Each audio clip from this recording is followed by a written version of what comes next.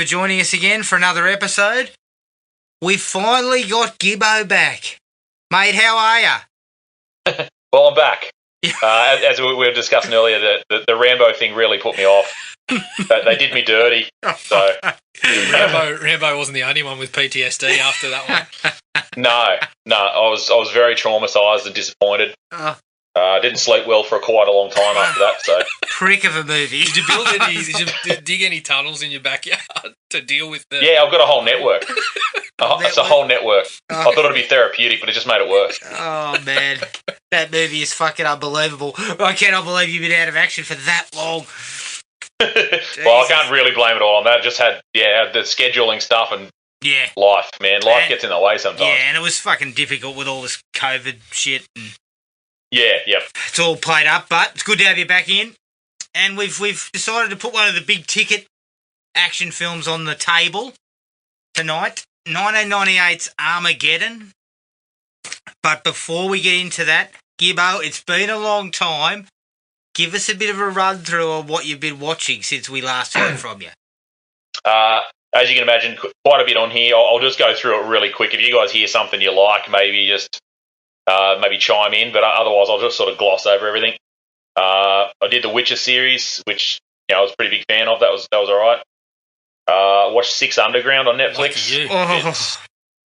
It's just it's a mess. My son liked it. My brain just turned into a puddle without that quarter of the way in. It's a disaster. There's just no logic, no reality. It's stuff blowing up, but little boys like it, so maybe a little bit violent for him. I did get a bit of a tune-up from my wife about letting him watch it. We watched a series on Netflix called Working Mums. It was more for Riley than me, I think. Yeah. Watched the Matt Damon movie Downsizing. Oh, yeah, that's interesting, isn't it? That's weird, man. I wasn't really a big fan of that. Watched Peppermint, the Jennifer Garner movie. Oh, what was that like? Exactly what you think it is. Because it was kind of like a Taken style thing. Into a hard ass. It's basically like a Salt. I don't know. Yeah, it's exactly what you think it is. Like a Taken movie. Atomic Blonde, that sort of stuff. Shameless season 9 I watched. I'm out on that now. I've had enough of those people. Watched Jurassic Park 1 and 2 with the kids. They both loved them, which I was kind of hoping for. Number 2 is terrible, but they liked the first one. Yep. Watched a series on Netflix called I'm Not Okay With This. It's got the girl from It. Yep. Yeah. Sophia Lillis. Sophia Lillis. Yeah, that's the one. Thank you, Jared. It's interesting. Took a little while to sort of really sink its teeth in, but I'll be there for season 2, I think. Yeah. Watched Polar, which is like a assassin movie with the guy that all I remember him from is from Casino Royale because he tries Tears of Blood. Mads Mikkelsen. I never think of his name. It's Mads Mikkelsen, isn't it? Yeah, that's it, Mads Mikkelsen. It was super violent, like hyper violent, kind of like a Jason Bourne style sort of setup. It wasn't too bad. Sex Education on Netflix as well. Oh yeah, that was a pretty big hit in the house. We watched that together. Got it straight through that one pretty quick. Watched Spencer Confidential. Oh yeah, I saw the that. Mark Wahlberg joint. It was pretty stupid. Yeah. Very similar to the Six Underground, just with way less sort of fireworks. Watched The Tiger King and Last Dance Netflix docos. Yeah, I've got that on my list. Yeah, I think we've all. The Tiger King one or No, Last Dance? Last Dance. I'd watched Tiger King as well, and I loved them both, but Last Dance was fantastic. Yeah, Last Dance was really good. Now, again, guys that NBA fans like us probably didn't learn a great deal, but there were a few little snippets in there that were just really interesting, and I think the whole thing was made really well. Mm. So that was good. The Tiger King thing was just like watching a car accident in slow motion the whole time. Just crazy that's their real life. Joe Exotic. Mate, I can't wait to start getting a few Joe Exotic impersonations out of you. Well, I got my new facial hair, mate. I just got to dye, get a bit blonde, and I'm off to the races. Yeah, that mullet will suit you to a T.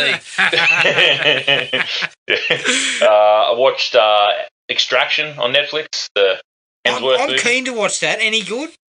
It's got some really good stuff in it. It's sort of like a little bit more realistic John Wick. Like yeah, I don't know. I think they're sort of setting up for a sequel at the end, but it's very sort of ambiguous. But the movie, it's got some really good set pieces in it, and Hemsworth pulls it off. There's just not a great deal of story if you're looking for that sort of thing.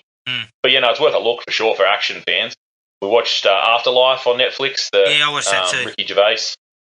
Yeah, that's really well done, but fuck, it's depressing. It is depressing. I thought the second season was better. Yeah, I haven't actually seen the first one. Riley watched it, and then I came in at the start of season 2 and just sort of kicked on there. So season 1's more depressing than season 2. Fuck. Well, Jesus, I'm just going to give it a miss then. Yeah, fucking hard. But yeah, I mean, he just how aggressive and mean he is to people. Yeah. I did enjoy that part of it. Yeah. Watched Once Upon a Time in Hollywood finally. Not a big fan. No, you weren't a fan? Nah. I loved Brad Pitt's character. The rest of it was just blah. It was very, very long and not really that much was happening a lot of the time. I think I had pretty high hopes for it, and it just didn't really kind of get there. Okay. Then watched some absolute shit with Riley, just trying to find things to watch. We watched Night School, the Kevin Hart movie. It's horrendous. God. Then we watched The Wrong Missy. Oh, fuck. The David Spade one. There is some laughs to be had in there, but it's just ridiculous. Did find one good movie though on Netflix. It's actually from 2014, I think. It's called This Is Where I Leave You. It's Tina Fey and Jason Bateman. Yeah, I've seen that. That's good. Yeah, I really enjoyed that movie. I thought it was really well done. It was just all the characters were really sort of enjoyable to be around. Like the whole family dynamic was good. So I would have enjoyed it with 2 hours longer, I think. But yeah, that one was all right. Uncut Gems. Yeah, I love that. Sandler movie. That was pretty well done. Yeah, I enjoyed that a lot. And I thought Sandler was really good, actually. He was really good. What else we got here? Oh yeah, First Man. Finally got around to watching that. Bored to just death. I had almost no interest whatsoever. I love Gosling and I think story. There's a lot there, but just the way it's made, man, is just a slog. Watched Unorthodox on Netflix. About a Greek Orthodox girl that's sort of tries to get out of the culture in New York. Not usually my sort of thing, but again, really well done. Black Klansman finally watched. Good. That was really good. Yeah, I like that. And then The Catcher Was a Spy, the new movie on Netflix. Is that Paul Rudd? True story. Yeah, Kevin Rudd, yeah.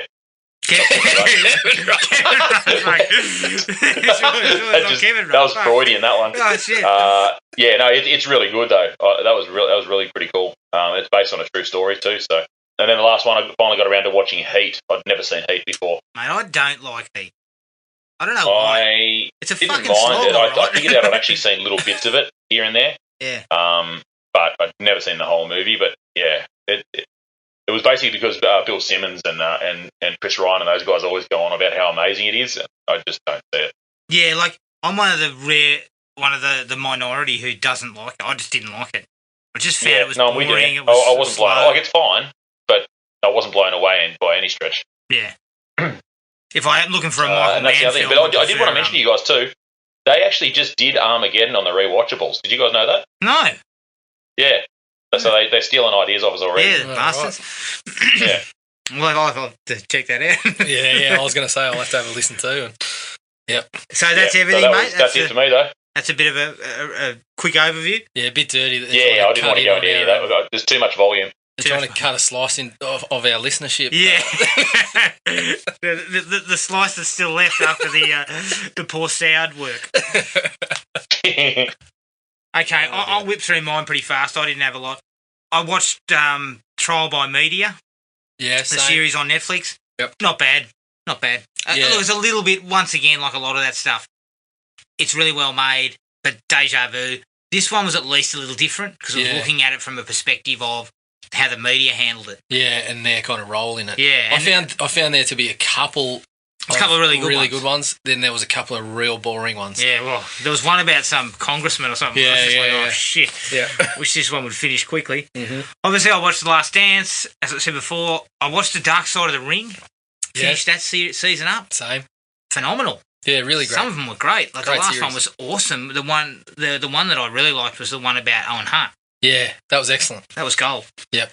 I watched Jaws 2 and Jaws 3. Jaws 2's a ripper for me. Not quite a ripper. I enjoy it. It's nowhere near on par with the first one. It's all right. But they at least do a decent job of kind of keeping it somewhere in that vicinity, and they're lucky that they've still got Roy Scheider, and all them, and we have kind of somewhere in that vicinity. The third one's a fucking stinker. And I mean, in Jaws too, we didn't have to worry about sharks with personal vendettas and voodoo and stuff like that. So yeah, Jaws 3 is terrible. Yeah, it is. Like, it really drops the ball. Not even Dennis Quaid, I believe. Lewis Gossett and Dennis Quaid can save it. I was reading something where Dennis Quaid's response to being asked about it more recently was, "I was in what?" Yeah, that tracks. Yeah, then I believe he then came out and said, "Look, I was coked to the eyeballs."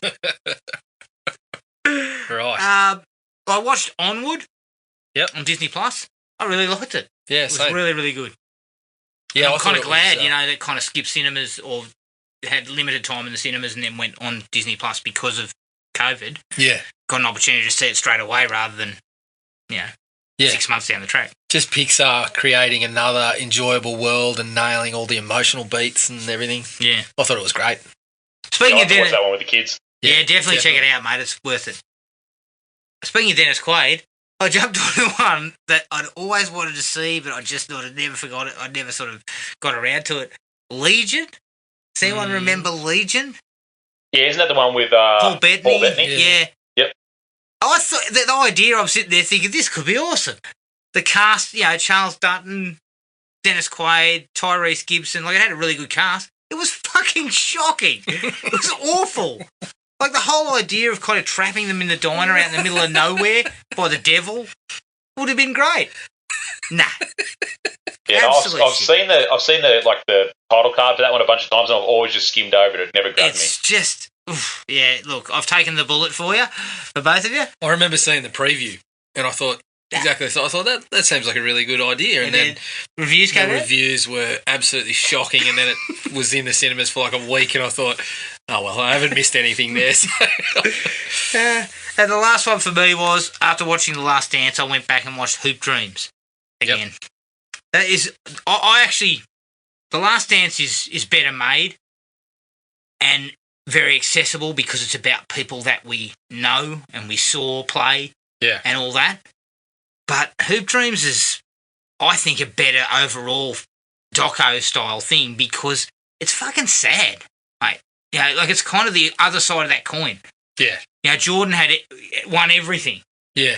These guys, one mistake, one part of their lives didn't go right. And look at, William Gates. Like, he could have probably made it. But he blew a knee and it just didn't work out. And so it's kind of sad, but it's just it had trials with the Wizards, I think, but it was post knee issues, I think. I think it was closer to when Jordan was there, wasn't it? Yeah. But I really love it. I think it's a fantastic documentary. Yeah, it's always been a good one. Yeah. I have to go back to that. Yes, definitely. It's on Stan. Go ahead, Jared. What do you got? Yeah, so I ripped through a couple of older ones with the kids, actually. Honey, I Shrunk the Kids, Honey, I Blew Up the Kids, and the Three Amigos with the kids. Three Amigos. So that was good fun. Obviously, Onward, we mentioned that. I checked that out as well. So I mentioned briefly that I was doing my rewatch of The Wire. So I'm about 10 episodes deep. It's just, hasn't changed my opinion whatsoever. It's the best TV show I've ever watched. It's just fucking fantastic. And going through it again, no different. I've given it enough time that I'm getting onto episodes that I've almost forgotten everything that happens. So I'm getting a few shocks and whatnot again, even though I know where the whole story goes. But yeah, such a good show. Where are you watching it, Coxie? Because I still haven't seen any of The Wire. It is on Foxtel.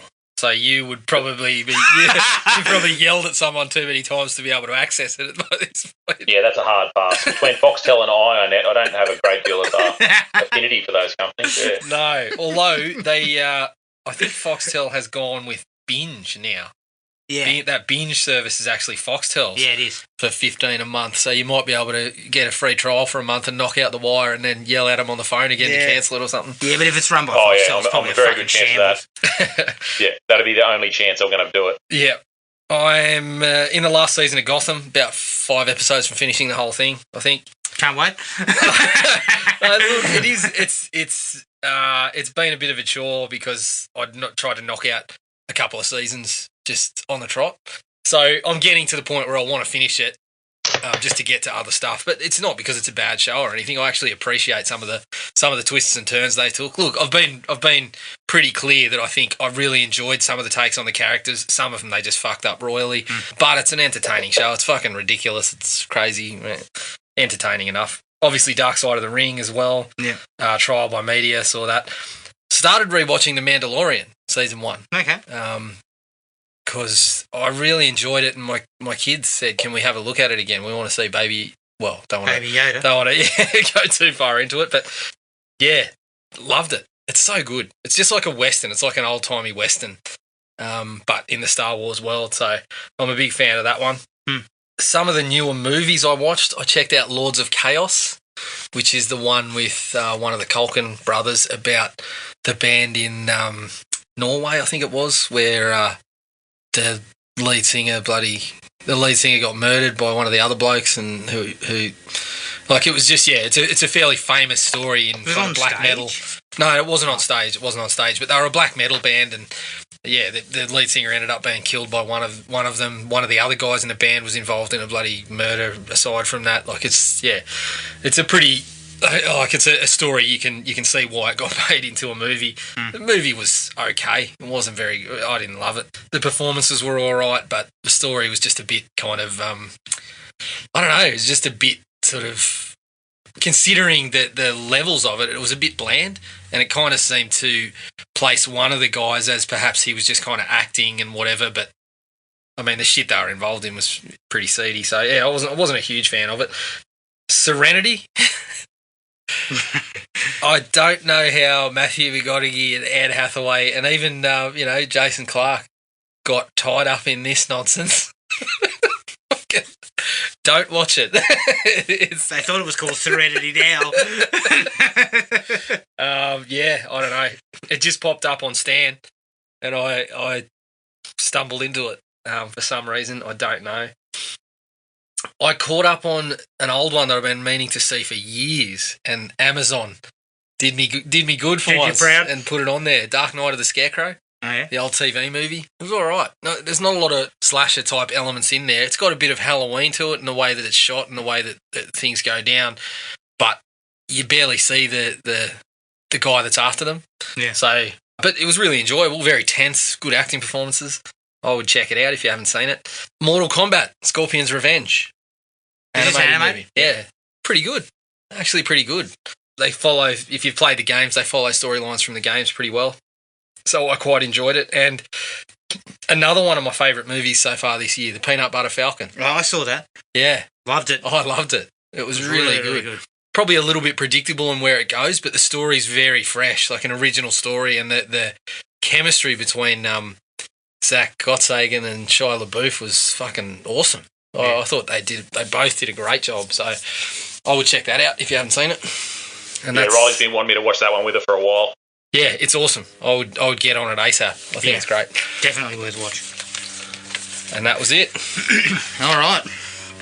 Let's take a break and come. Here's the trailer for 1998's Armageddon.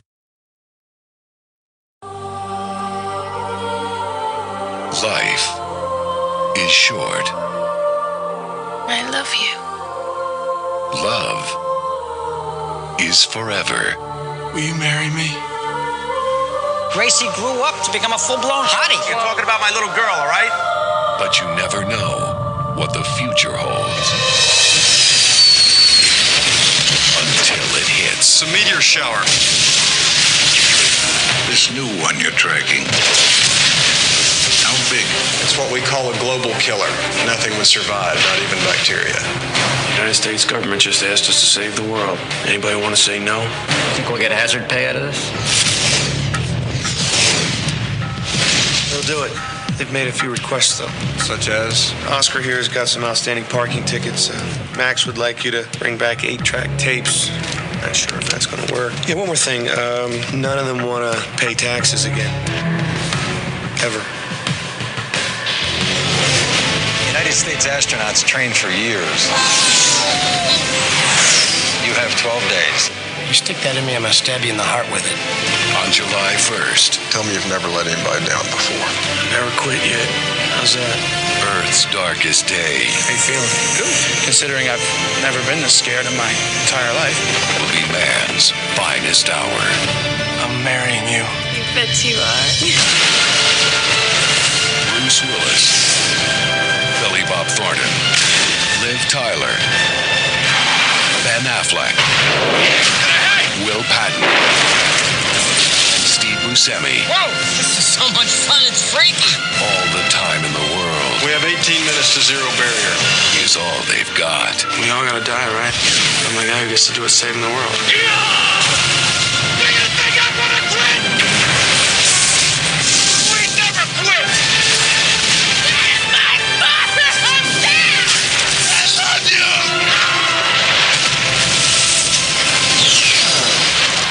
Armageddon.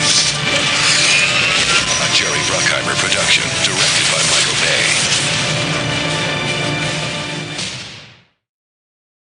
Armageddon from 1998, directed by everyone's favourite action director Michael Bay. Gave us The Rock and Bad Boys. Produced by Michael Bay, Jerry Bruckheimer, who produced Top Gun, Crimson Tide, and Gale Ann Hurd, who produced Aliens and The Terminator. The story is by Jonathan Hensley, who wrote and directed The Punisher, and Robert Ray Poole, who wrote Outbreak. The adaptations by Shane Solano, who did Aliens vs. Predator Requiem, and Tony Gilroy, who wrote The Bourne Identity and Rogue One. Now, I'm not quite sure what that means, the adaptation of what? Yeah, it doesn't really make sense. It's not a book. Yeah. And then the screenplay was written by Jonathan Hensley and J.J. Abrams, who wrote Super 8 and Star Wars The Force Awakens. It stars Bruce Willis as Harry Stamper, Billy Bob Thornton as Dan Truman, Liv Tyler as Grace Stamper, and Ben Affleck as A.J. Frost. The budget was $140 million, and the box office was $553 million worldwide. Now, the trivia I found was a strange one on Internet Movie Database, but it says that Michael Hutchins, lead singer of INXS, was considered for an undisclosed role in this movie prior to his death in 1997. Right. I don't know how That is true weird. that is. So, I don't know. Take that with a grain of salt, I reckon. Do you just find the bit of trivia that sounds the least likely Yeah. and chuck it out there? That's Well, an obscure grab, It mate. is, it is It obscure. is. I like it. Okay. Gibbo, tell us your thoughts on Armageddon.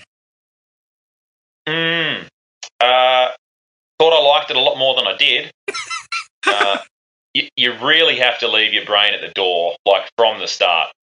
There is no logic or common sense in this movie whatsoever. If you have an even like rudimentary understanding of how space works, or basic physics, or human emotions, leave it at the door because it's all fucking wrong in here. Yeah, luckily, I lack even I like rudimentary all that, science.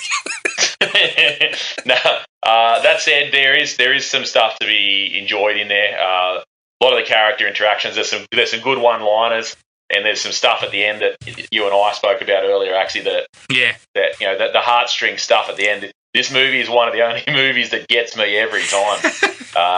I'm assuming it's something to do with the daddy-daughter stuff, but holy crap! Every time he fucking pulls his air hose, I'm gone.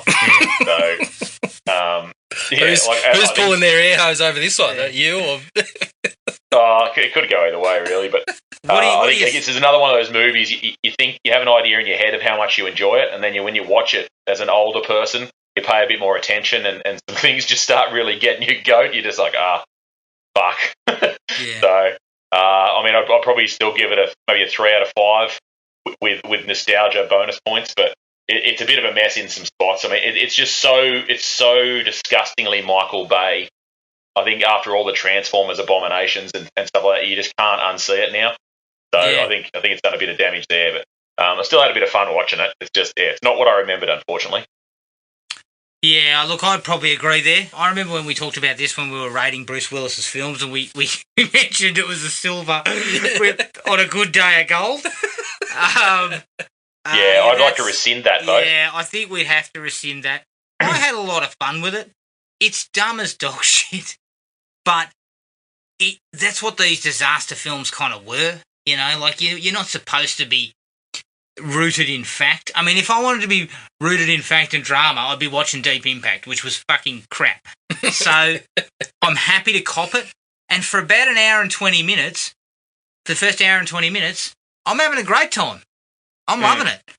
It's the back end where things struggle. They start putting so many roadblocks in front of them and having them so, like, right on the cusp of death, and then we just get out of it, and then suddenly something else comes along, and there are a couple of specific scenes that I just, they really needed to have a good hard look at those, and they didn't. She's bloated, she's over log, but with nostalgia, I still feel a 3.5 for me. Yep. I still enjoy it. I can throw it on and be pretty happy to watch it. Jared. Yeah, look, I still had some of those same feelings towards it when we were watching it. Some of the scenes that I remember being great were still great. But as Gibbo said, you know, with some time and some more Michael Bay to look at and kind of pick what he does well and what he doesn't, you do notice it a bit more. For the type of movie that it is, the cast is unbelievable. It's absolutely loaded. And a lot of the movie, that's what you love about it. Like the cast just doing their little supporting roles and whatnot. As Gibbo said, it's absolutely stupid. I mean, we've laughed over and over about Ben Affleck's commentary, you know, asking Michael Bay why they didn't just teach astronauts to drill and get told to fuck off. But, you know, that's not as the strength to the movie is, yeah, we've got a bunch of bozos who are going to get sent up to space, and that's why that's the fun part about it. So as Gibbo said, you leave your brain at the door and you enjoy those parts of it, but it's way too long. When they get into space, I mean, there's a section of about half an hour where it's just one thing after the other going wrong, and you're just like, it just dulls the entire impact of even the good ones, the good complications. There's so many fucking complications that it just dulls all of them by the end, and you're kind of just rolling your eyes. But yeah, enjoyed it for what it was, and we'll still go back to it for sure. 3 for me. 3. All right, well, you kicked off the likes pretty much by talking about the cast. I mean, it is a rock solid cast. I mean, you got Bruce Willis, you got Billy Bob Thornton, Liv Tyler, Ben Affleck, Will Patton, Steve Buscemi, Owen Wilson, Michael Clark Duncan. You know, I mean, Keith thing David, is, it's just stacked all the way through. Yeah.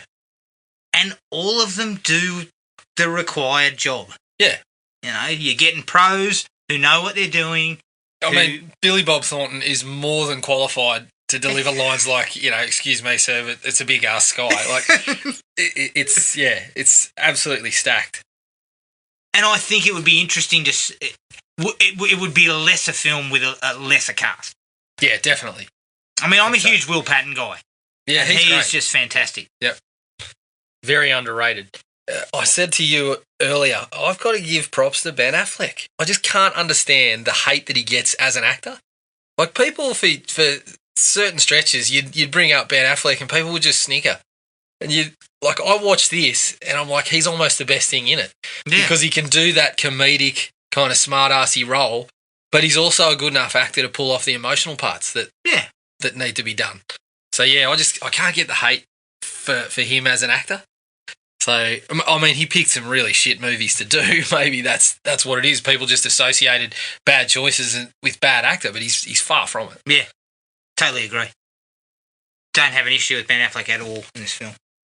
Yeah, I think Billy Bob, for me, is the one that really carried it, because he's the only one that actually has any sort of like grounding in reality. Even when he's got to say nonsense stuff, you believe what he says for some reason. Yeah, and he's the only one. The way he delivers everything. He's the only one. This movie could just be a complete throwaway if you don't have someone at least making you think, oh, this may be at least a little bit serious. Yeah, he's the only one that's concerned the whole time. Yeah, like everyone else just has their moments of, oh well, I'm just going to blow off some steam or do something stupid, and you know. Whereas Billy Bob the whole time is like, we're in some shit. Yeah, yeah, and Willis is given the tough guy role. That is what his role is, to be the guy with the chest poked out, you know, the man and all that sort of shit. Yeah, and he plays it fine, but it doesn't give him a lot of room to do anything other than kind of look sort of, you know, toughly at the camera and spout a few lines. That's really the steely gaze with the furrowed brow while everyone else is losing their mind. Exactly, and his role's kind of meant to be the leadership role. And apart from he gets a couple of amusing lines in at points, but he's kind of been hamstrung a little bit. So you got to have Billy Bob with that side of the grounding side, but then you got the other guys to play a bit of laughs and shits and giggles and that. And that's why I think it works. Yeah. Now, I reckon the soundtrack's not bad. I'm going to throw it out there. Yeah, it's all right. I can go for the soundtrack. Depends on your feelings on I don't want to miss a thing. Yeah, look, I love it. And I'll get wrapped up in it occasionally. I love it. I'm happy with that, with all the songs involved. I also like the actual score. Yeah, it's the classic disaster type of score. You know, it pushes up when you need it to, and all that kind of stuff, and it works fine. And it does a job. You know, like some of those sequences without the score, you'd be if the score was a little bit limp, you'd be kind of like, yeah, that's a little bit downplayed. So it works for that much. It's quite rousing. The one thing that I thought was pretty impressive, considering it was made 20 plus years ago, the visual effects are actually quite good for the most part. They do show some seams here and there, but it is, you do have to give it it's 20 years old, sort of, a bit of a pass. There's some bits, we won't even talk about the explosions in space, but there's some stuff that you look at it and you're like, oh, that's pretty poor, but, considering how old it is, you kind of just got to take it, say, oh, it was pretty good for the time and sort of look past it. Yeah. Squint. Well, the scenes in New York, for example, they don't hold up as strongly against today's work, but as you said, you got to give it the credit for being 20 years old, and you watch those scenes and you're not just sitting there going, oh fuck, I'm just taken out of the movie because of how bad it looks. It actually looks pretty solid. The effects there stand up for... I mean, a couple of the dodgy ones are like when the top of the Chrysler building falls off and some bloke just comes, lands on the fucking back of a car. Yeah, there's a couple that you don't want to look at. That was bad. There's a couple that you don't want to look at too closely, but yeah. There's movies now that get made where you're more taken out by the effects than this one. Yeah, it still holds up pretty well. Yeah, I think under the circumstances. Well enough. I actually like the opening meteor shower. It quickly establishes what's going on. It's an explosive kind of action-packed sequence before we've kind of got into the next phase. It establishes Billy Bob and also tells us how big the asteroid is and how long we have. All within the space of maybe, 5 or 10 minutes? I wasn't a huge fan of the bit in space of the ship being blown up. No. But I think once you start peppering the city. Yeah, I think once it gets into the city, they get that stuff out of the way pretty quickly. And that's kind of, that's not what we want to spend time with when we're walking into this sort of movie. So it's done effectively. I did have some issues with the stuff with Little Richie. Oh, yeah. How does that dog survive when the meteorite hits a bloke like half a foot away from him? And also, what the fuck is Eddie Griffin doing? Look, I was okay with Eddie Griffin and Little Rich. I mean, I really loved the bit when he tackled Godzilla because obviously that was a shot at the movie coming out at a similar time. Not sure about. There is a racist sort of. I mean, he calls the bloke a big pineapple eating something or other, and I'm like, hang on a minute. He's. It's kind of just one of those roles where you go to a guy like him to try to get a couple of laughs out of. I mean, we're not even going to write your dialogue. You're just walking down the street and this is what's happening. You just we just film you for a couple of minutes. Yeah.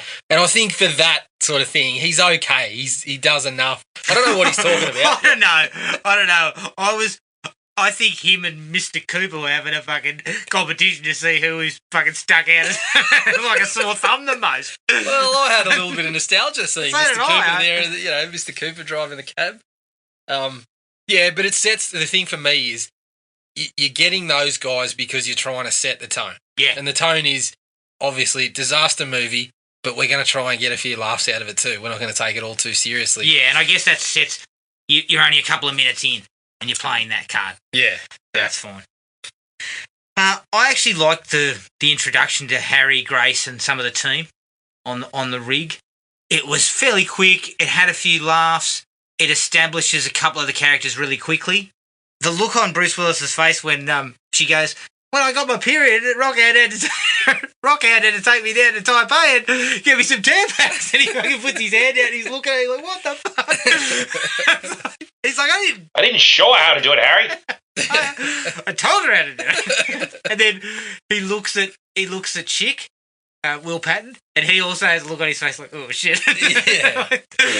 I mean, there is a specific part of that sequence that has not aged very well at all in my mind, but it is very amusing, and you get the kind of, as you said, you get the relationships. You get Michael Clark Duncan, looking after AJ for a second, but then obviously stepping down because Harry's the boss, and you kind of you get that dynamic very quickly. And you also get the sort of the prickly situation between Harry, Grace, and AJ. Yeah, and I mean the dialogue for the introduction of someone like.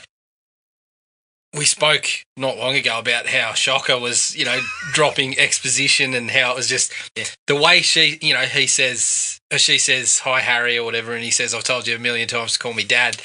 That's the kind of line I'm pretty good with. Yeah. I'm like, okay, we get that information, but you're not just saying, oh, I'm your dad on the screen or something stupid like that. Like, it's just, it seems more natural that way. Yeah. Is that the part of that sequence you had a problem with, though, Coxie, when he goes in and he's looking around and seeing underwear and uncovering what he probably assumes at that point is his naked daughter? Yes. Yeah, that's a bit grey. Yeah. I'll talk about it. Not the best decision. We've got a little bit to go into there. Yeah. You got something to unpack there. Yeah. There's a sequence. It's a small sequence, but I just couldn't stop laughing when they're sitting around the table coming up with ideas about how to take care of the asteroid. Yeah. And there's one bloke who's sweating profusely going, he's trying to explain it. And then these other guys, we land a craft. We deploy sails. And they've got these fucking things. I couldn't stop laughing at it. And he's like, Jesus Christ. Yeah. Yeah, that stuff's all pretty good because, as we said, you're not here to take it all too seriously. You're having a bit of a laugh. Yeah. And again, they sort of establish pretty well that we're supposed to take the advice of that guy because Billy Bob says he's pretty much the smartest man on the planet or whatever. And after he's just said, look, I know the president's advisor. We went to MIT together, and I wouldn't trust the advice of a man who got a C+ in, whatever it was. Like Astrophysics, that's it. And it was all pretty good. Yeah. And as you said, we're laughing. I mean, NASA's never going to pull that. You've got smart people working on this. They're not bumbling buffoons who can't fucking explain their plan. There's the dumb part, but we're here for an entertaining movie, and that's entertaining. Yeah. I really like the sequence where they're hunting down the team. Yeah. The government. Yeah. I think that it's really cool done to the whole cover of Come Together. Yeah. Michael Clark. Yeah. Firing down on the Harley saying, come and get Papa Bear. Yeah, I do like that. How do they all manage to scatter so far in the space of what must have been about 18 hours? Yeah, I don't know.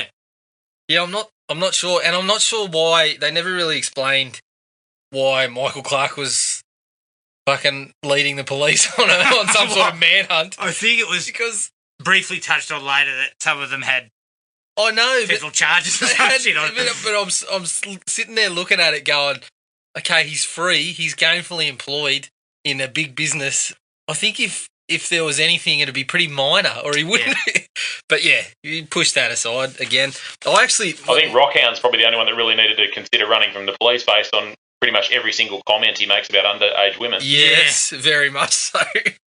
Some untidy shit in there. The funniest one that I never really paid much attention to, but this time the one I found the funniest was AJ's fucking little oil business. Yeah. How proud he is of this fucking raggedy ass kind of, second-rate business. And it's got his name all over it. Yeah. Shit. Yeah. And then the way that kind of Harry plays it, like, AJ's here. There's only 5 things I need to hear from you, and then goes on his spiel. And Harry basically knows that, I'll just fucking walk off and he'll be screaming, he'll be begging for the job. Yeah. The montage of being tested and psych tested and, physically tested and everything to get through. Yeah. I always get laughs out of this. Yeah. There's a guy in the team, he's barely in it. I think he's called Nolan. Scummy looking guy with some tats on his hands. When they're getting enemas, and the camera shows him hobbling out, bent over with an enema bag hanging from the little thing next to him, and the guy goes, "Are you okay?" He's He's like, does this look okay to you? And then Max comes past going, it's all tingly. I always get laughs out of that, and Bear get told his triglycerides are too high. Yeah. Yeah, he jumps up on the table and tears his thing off and starts dancing. What a specimen he was. Oh, he's a big unit, that bloke. I also love Will Patton blowing up in the room. He's, I'm okay. Are you okay? And then starts fucking swiping the shit off the table. I can handle what I got to do. I just can't handle the crew. Yeah, that's all very funny. Yeah. But again, it's sort of it gives each character their little moment and kind of establishes who they are. It kind of establishes Owen Wilson as the bozo when he's talking about Jethro Tull and all this. Yeah. But that whole sequence has a number of very funny lines. Like, I always love one of them tested positive for ketamine. Yeah. That's for use on horses. Some of these guys are pretty big. It's just a bit of entertaining fluff, but it's one of the best sequences of the movie. But Willie Sharp has the best line of the entire movie.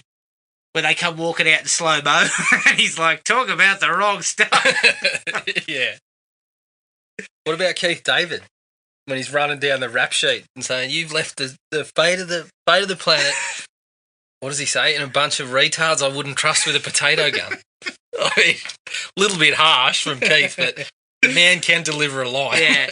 He's another one who's barely in it, but he always does something good when he's on screen. He's always good to watch. Yep. What else have we got here? I believe you're not a fan, but you know what?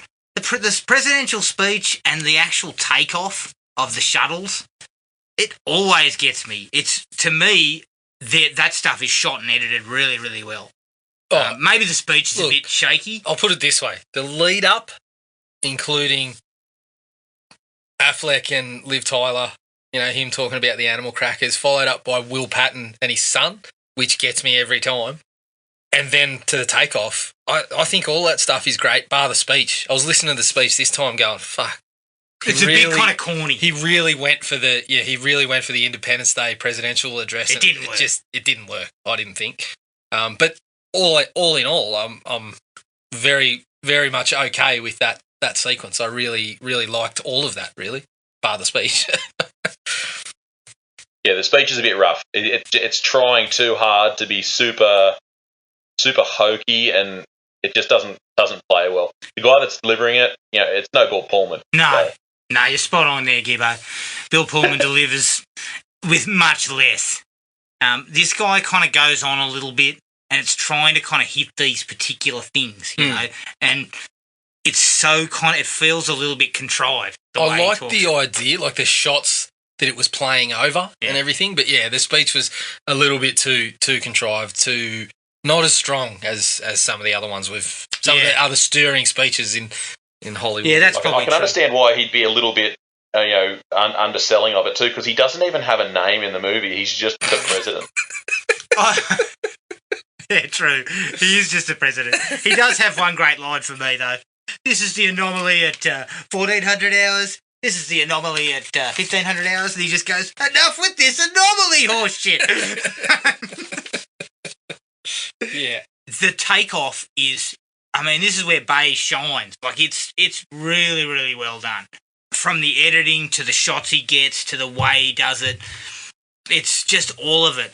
It's him at his, not quite his peak, because I still think The Rock is where he's at his best. But some of the action sequences he does get away with, although chopped up pretty hard, they're still really, really well done. So apparently these are actual rocket launches too. Yeah. In fact, I believe they shot it in daylight at first, and then they didn't like it, so they went and did the next one that they were going to do. They had 2 launches in quick succession, and the second one was at night. So they did it. They came back. Yeah, this is what 140 million buys you. I didn't like that. Oh, fuck, don't worry. We'll go back and do it again. Can you bring that rocket back and just launch it again? Yeah. Look, Michael's asked you to bring that rocket back down from space. You really need to do that again. Yeah, imagine being the cameraman that fucks up the focus or something. Oh, sorry, Michael. Sorry, Michael. Yeah, forget about your career, mate. Shit. Yeah, did you get it? Sorry, mate. The red light wasn't on. he provides you bloody footage of something else from 40 years ago. Yeah, this is what it was looking like, mate. Yeah, but that stuff is gold. Like, that is where he is really delivering and playing to his strengths. And sometimes I think for this film, his style kind of works for a lot of it. There are a couple of sequences that I didn't like. He kind of went a bit overboard. Yeah. But for the most part, I think he does a pretty good job directorially. Yeah. I find this entire sequence to be as ludicrous as possible. But the destruction of the space station, International Space Station, the reason I say it's ludicrous is because, I mean, the guy gives absolutely fuck all instructions. Yeah. He gives absolutely fuck all instructions. Yeah. About what happens. He just sends the guy down there. He goes, "Oh, pull this and press that." And yeah, it's meant to be a joke, but it's kind of like, no, we could have done this a little bit more, perhaps with a little bit more realism. Yeah. That it just sparked, you know, a fire in the pod just sparked. It didn't have anything to do with the fact that AJ didn't know what he was doing. And I mean, the space station looks less advanced than the fucking walk-in freezer at the local takeaway. Like, I think we probably have a little bit of equipment on there that would be high-tech. I think they said it had been up there since the 60s. I know, but 70s. you conduct you think they'd have given maintenance. some maintenance on it. And also, you don't have one motor fucking 18 months, do you? I mean, Not by himself. He'd have to be completely, like, they're saying he's a little bit unhinged. You'd be way worse than that. oh, Yeah. you'd be a loose unit. You'd be right off your gourd, wouldn't you? Yeah, I think surely. so. But I like it. I think it works well in the sense of how it plays out. Yeah. I really like the fact that, you know, that we've got a man in there, you know, and they're saying, no, we've got to go. You know, it's them or it's all of us. Yeah. You know, and I really like that sort of stuff. I'm not sure think- on the just hold breath or lungs freeze Yeah. situation. I think it's I don't know, you detach the scene from the story, because I think, again, yeah, the scene plays out okay, but in the context of the story, and I mean, we're going to get deeper into this, I think there's a few issues there. But you're right, and I mean, fucking hold breath or lungs freeze, you fall out of the fucking hatch there and you're breathing the same air, mate. Like, you fucking open that thing, it's anyway. Yeah. There's a lot of question marks on how that works. Yeah. But I think it's pretty frenetically done. It does start start us into that, all right, we're in fucking real danger territory here now. Yeah. We've got a job to do, but it's going to be fucking difficult, and we've got a limited amount of time to do it. Yeah. So it starts that off, but yeah, as I said, I've got some concerns around it. Yeah. I also like the when they come up behind the asteroid and they start to try and land on it, and it does actually get the emotions running when the Independence gets hit, you know, and you realise these guys are fucked, you know, or the assumption is they're all stuffed. I mean, Blind Freddy can see one of them's going to go down. Yeah. Like, as soon as they said we got two ships, like one of them's going to go. One of them's going to go down. But it's done well. But it packs the weight when it's happening. It does pack the kind of emotional weight that you that you want. Yeah, agreed. And shot well. The special effects are really good. You know, all that stuff's done really well. What else have I got? Okay, I got a good and a bad on this. I like the idea of secondary protocol. Yeah. And having to fire the nuke when you've only got a window to remote detonate it. Yes. I think that's a really cool idea. Yeah. But I've got some negatives, Yeah. some negatory on that one. Agreed. Again, sort of removing it from the story, that couple of minutes plays out fairly well. But in yes, light of where there's we a are, lot of buts here. Yeah. Which I'm sure you're gonna tear into. There's a couple that I'm gonna laser slipper in. Yeah. Again, it's sort of they've got the time frame that's been running for the whole movie slowly running down, but then they introduce this angle of, oh, hang on, we've got this other time frame, which should work and does briefly. Yeah. Yeah. Rockhand riding the nuke. I mean, it's fucking stupidity. I always laugh. He just wanted to feel the power between his legs, man.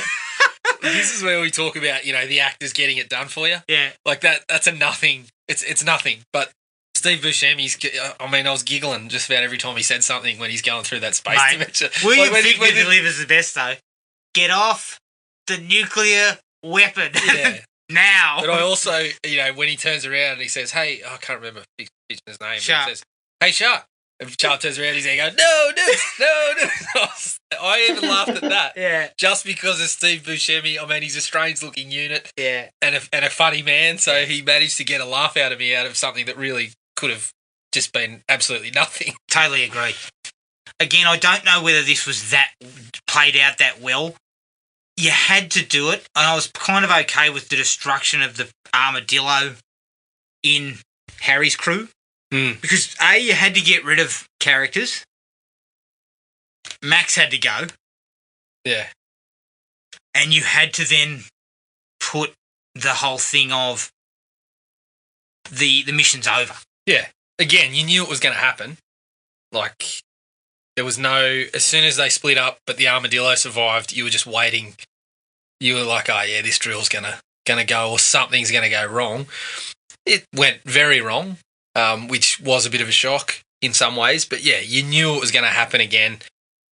But I was okay with that. I was all right with some of those complications there.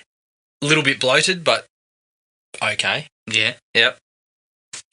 What about drawing straws? Where did you land on that? Look, I was okay with that, but because they were all sort of rah-rahing about how they were all going to do it. Yeah. Which was kind of silly. I think you could have got around it maybe by a couple of them basically being, I don't want to do this. I don't want to do this. Yeah. Which it seemed like they were sort of starting with that. But then, yeah, everyone was okay with it. The way that it ends up, I was pretty happy with. Yeah. From there to, obviously we know what happens with Willis and Ben Affleck. But, yeah, the drawing of the straws, I didn't know whether I had it as a like or not. I think eventually I did have it as a like because, again, the actors were strong enough to get the emotional parts out of the scene that you wanted. Where do you sit on it, Gibbo? All the stuff you guys are saying is good. It's fine. Like the stuff that gets put in everyone's way is fine. My issue with, and we'll obviously get to all this stuff a little bit later on, but just how everything is resolved. There's some of the ways they get around things, and the windows of time that they sort of had supposedly where they could communicate with Earth. It all gets ignored later on. It's like there's these big issues, and then later on, it's just like they never existed at all. Yeah. Don't worry. The drawing of straws thing. I don't know how else you would resolve that. Like, obviously, someone needed to do it, and no one wanted to. So, I think they're all sort of puffing their chest out, saying, "I'd be honoured to do it. And this is my job," all that sort of shit. Well, I guess the problem you've got, haven't you, is if Willis, who you would expect would be the one as the leader, if no one else wants to do it. Surely your leader's stepping forward and saying, I'll do it. I think you should. Yeah, but then you need chick saying, I can't let you do that. I think it should have played out that Willis was the one that didn't want to do it. Yeah. He wanted to get home to his daughter, but then when AJ pulled the straw, he had to. That's what changed his mind. Yeah. Yeah, that could have worked. Because I think... that's better. Again, the scene works for me because, number one, you get a little bit of comedy from Peter Stormare, who kind of rips into it like, I'm not going to go back. And then everyone else is kind of like, oh, shit, And Rockhound going, I'm glad to do it. Yeah, and Will Patton sells the relationship with Harry, the amount of respect he has for Harry, which is why he's in. Yeah. And Affleck, when he actually pulls the straw, you get a second where it's on his face like, shit, I don't want to do this. Yeah. But I think, I would have liked perhaps to see, as you said, introduce a little bit of a flaw in the hero, that the hero's fucking scared too. Yeah. Rather than the whole way through, he's the man that never misses a job. I guess that's the problem with one of the problems with this film, and I'm sure we'll get into it. Is Stamper he's just the man.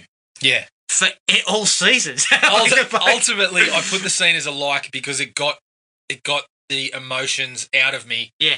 Even with the shit around it that I wasn't a big fan of. And that shit is sold downstairs. Yeah. When Willis pulls his air hose, pushes him back in, and then speaks to him from the outside. And a couple of sequences that Liv Tyler has with Billy Bob and the other people in the space station also kind of sell it. Yeah. They give you the what's at stake here because she's fucking holding it together but she has those little moments where she is allowed to fall apart, and you see her fucking torn up Yeah. by having lost she thinks lost AJ and all that sort of and stuff. Then her father's about to go too, but the actors sell it there. Yeah, That's where that lives, because that could have been super corny. That whole sequence where he's talking to him from outside and saying, I've always saw you as a son. Yeah, and is a little bit. Yeah, but I am a fan of it. Ultimately, yes, I'm for that. That gets your emotions high, doesn't it, Gibbo? Oh, that bit, yeah. When Harry pushes him back in and said, "I was sort of the son I never had, and you take care of my little girl," and Affleck's just losing his shit. Yeah, the old golf ball goes into the throat pretty quick in that one. I told you I was fucking tearing up when the president was speaking. We're only fucking an hour in, wasn't I? Yeah, no, you need to have a good long hard look at yourself. That's not the part. You're wasting tears there. You should be saying. You'll save that shit for later, Axe. But the problem is, there's about 4 times where I go, no. During this film. Yeah, Steve Buscemi separated from the stripper. Oh, shit. Yes, and I agree with you. When Chick goes to see his ex-partner or ex-wife or whatever and tells her that hits again because of how well it's acted. Well, that hits for me now because, number one, as you said, he's such an underrated actor. He's a really, really good actor. And number two, it's held more weight because this is the first time I've watched it since I've had my own kids. And now you kind of get the emotions around it, and I'm just like, I cannot imagine not being able to see your child. Yeah. And the look on his face when the little son walks out is just like, oh, fuck, that gets me. That's got me. It hits. It's hard. Yeah. It changes your whole movie watching experience when you've got kids. It does. It changes the whole of, pretty much every story has some component about parenthood or that sort of stuff, and it changes the whole complexion of the movie. Try watching Pet Sematary these days. Jesus Christ. That one really, that movie is far more horrific than it ever was now. Yeah. I actually think the scene between Harry and Grace, where they talk to each other for the last time, is actually quite sweet. Yeah, and it works really well. And again, the actors, there's emotion there, and it works. Again, there's a bit of corny there, but again, the actors sell it. And that's also, important. Plenty of credit to Liv Tyler again. I wasn't, I never recalled her being a huge part of these scenes, but she's actually very, very good. Yeah, definitely. Yeah, I thought at the start of the movie, like one of the first things I wrote down was like Liv Tyler is terrible. Yeah. Well, in the early parts of the movie, she's just really really wooden and just it feels like just line readings. Yeah, I'd agree with that. In the last couple of bits, like the stuff with when she's talking to Billy Bob about what she might lose or all that sort of shit, and then when she's talking to her dad, like at the end she brings it in, but at the start she's pretty bad. Yeah, agreed. My final like for me is I just like the finale there, where he picks up the detonator and he says, "We win." Yeah. And it does that whole flashback thing of him seeing his daughter and everything for a few seconds, and then everything blows up. That's where the Michael Bay fucking hero ball sort of mentality actually lands. Yeah, it lands all right. Yeah. I may have gone, oh! That's unconfirmed at this stage. But the whole thing, the landing sequence, I mean, that is so, it's so, the combination between tugging at the heartstrings while maintaining this comedy element, it's so good. Like, you have Ben Affleck and Liv Tyler, you have Will Patton and his son, and then you have Rockhead and the stripper. I want to have babies. It's funny because, again, those things can ride the knife's edge between tugging at the heartstrings and poking at the gang reflex at the same time. Yeah. But the only one that doesn't really land is Sharp saying to shake the hand of the bravest man I've ever met. Yeah. That's corny as all fuck. Yeah, that was probably I would too have got much. rid of that. I would have just had him walk past and Nah, you loved it? Awesome. Yeah, that's good. Legitimately, or you being facetious? No, I'm being serious. No, that bit's good. And go, look, your old man's a hero, but he's also kind of a bloke. I think he had to have something, but the line was almost one of those ones where you could go to the movie and it could be on silent and you could almost say exactly what he said. Yeah. You think, what's the first line that would pop into your head, and that would be it. Yeah. I also, sorry, to finish off, I do like the fact that they have the wedding sort of over the credits at the end there, and they have all the pictures of them, the dead astronauts. That was Affleck insisted on that. It actually originally wasn't the case, and then he came back to Michael Bay and said, "We need to do this." Yeah, I thought that was really nice. I would have liked to have seen. I would have liked to have seen the Bucks night, so we could have seen Bear fucking ripping the kid off and start, dumping up on the table and dancing again, because that was one of the biggest. Imagine Rockhound on a Bucks party. Oh man, he would be a loose cannon. You would suggest on a Bucks night? I think so. Yeah. Yeah. All right. Has anyone got any other likes you had in there? Nothing specific, mate. No, I think. I think you pretty much With summed them up there for what I had. All right. Dislikes. Get into it.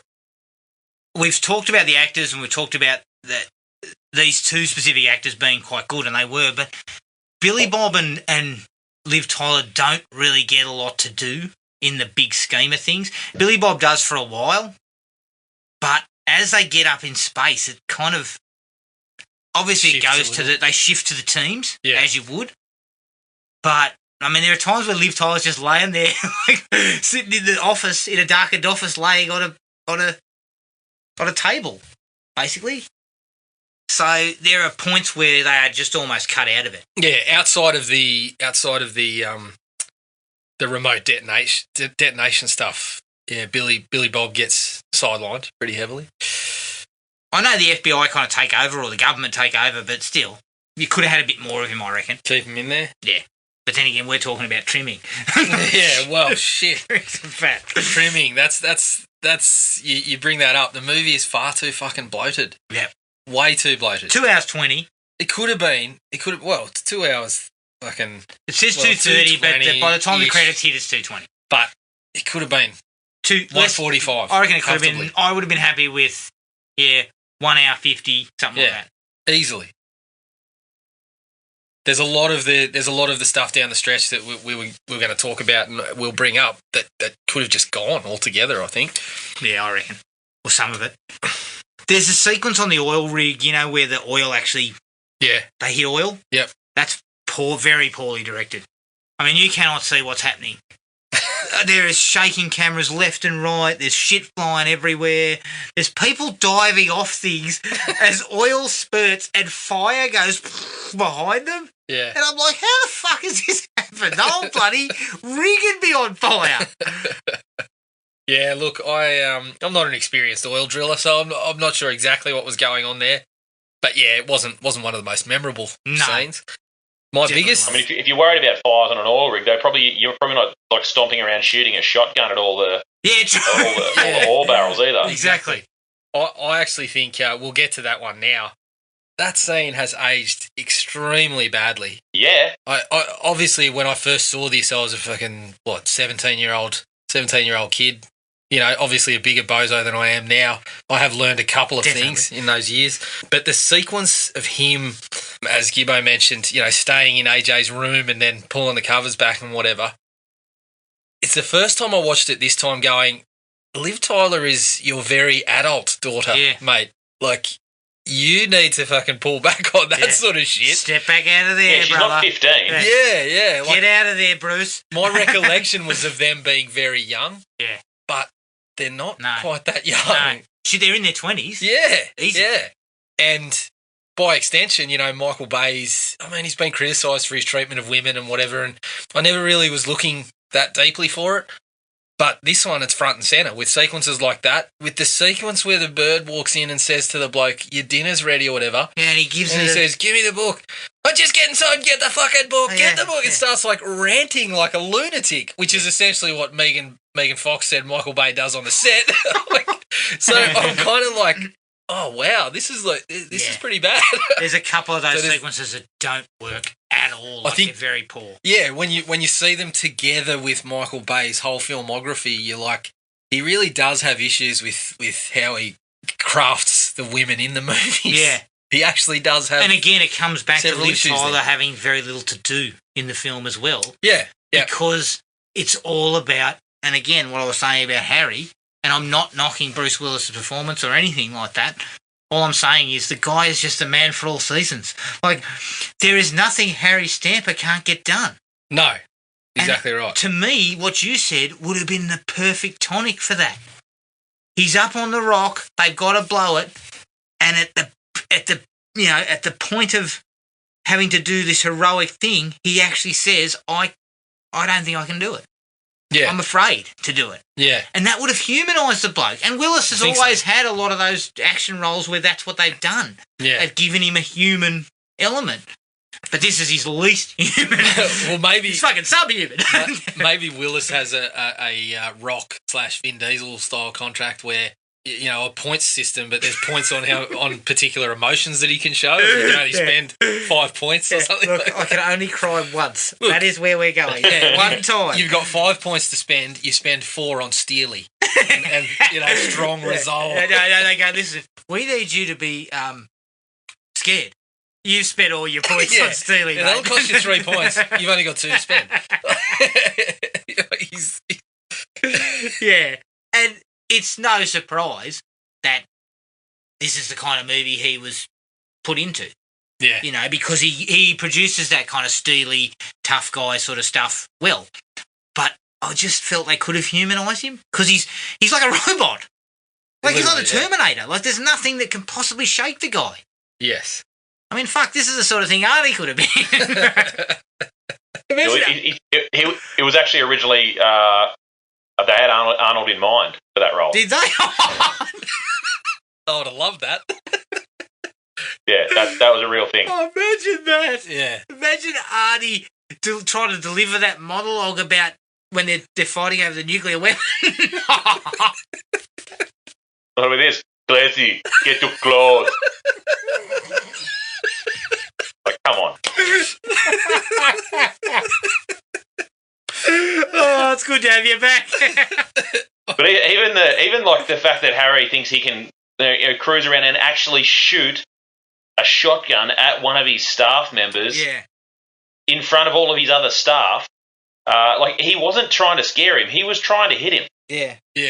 Like, there's bits where if Affleck doesn't fucking dive on the ground, his head's gone. I guess they're trying to play that off as funny, but it's not particularly That's not amusing. Funny. It's only funny in the deep south of the state. It is. It's kind of. They're like, yeah, that's how you do. Yeah. Like, it's kind of funny when you're seeing it happen, but again, it's this whole thing that I was saying before. When you place it in the story, it's terrible for Harry's character. It's terrible for as you said, Gibbo. He's actually trying to kill someone. The issues with his daughter and the fact that it's his daughter's, making her own choices, and he's fucking fuming at that. So he's going to shoot someone over it. Like, she's got no agency whatsoever. Yeah, exactly. It's ridiculous.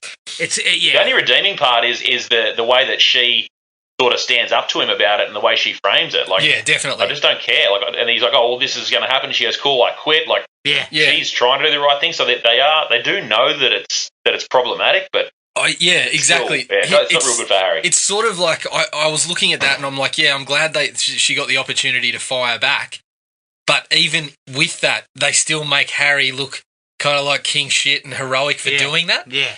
So even though she gives him a verbal spray, he just kind of shakes it off and gets back to his cool lines and I'm the boss and let's get the job done because I always get it done, I know this isn't the movie for that. I get that. I get that Harry's like meant to be the man and we're supposed to support him and he's supposed to be the greatest thing since sliced bread. Yeah. But I just felt that those sequences don't help him. Yeah. For starters. And then we don't do anything to try and humanise the guy. Even though we do get some sort of emotional stuff out of him at the end, he's still the man. Like, he's still doing the things that everyone expects. Correct. And I mean, let's not forget that we open it with his hitting golf balls at Greenpeace. I forgot all about that part. Look, I laughed. I'm laughing at it, but do we need it? Is that Michael Bay's personal politics coming in there? I think it is. I'll tell you what, I've got a bugbear with chick's ex-wife or partner. Yeah. She jumps on the wagon real quick. Yeah. The guy was a scumbag. We've got orders in place. We've got things in place. by the sound of it, court ordered stuff that you can't see your child, and then we're racing down the runway 2 days later. Oh, we see him on TV and he's a fucking awesome bloke. Mate, that's not working for me. Yeah, I mean, it'd be great. You'd be like, oh, thanks for saving the world, but you're still a shit dad and a shit partner. Yeah. Doesn't change. Like, I think we're to assume that he's gambled away most of their money. Yeah, I can only assume. I mean, they obviously don't go based into on it his much, craps table affinity. Yeah. He's in at the craps table, so I appreciate. Yeah, but now he's going to have unlimited money to fucking, well, for a week anyway, to be throwing on the craps table. Yeah. Someone's paying for that.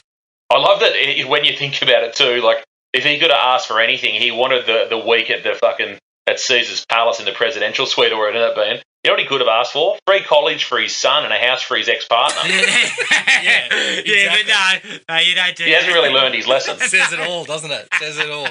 Again, we love these people. I love Will Patton in this movie, but Jesus, I mean, what a terrible human. You should be ashamed of yourself.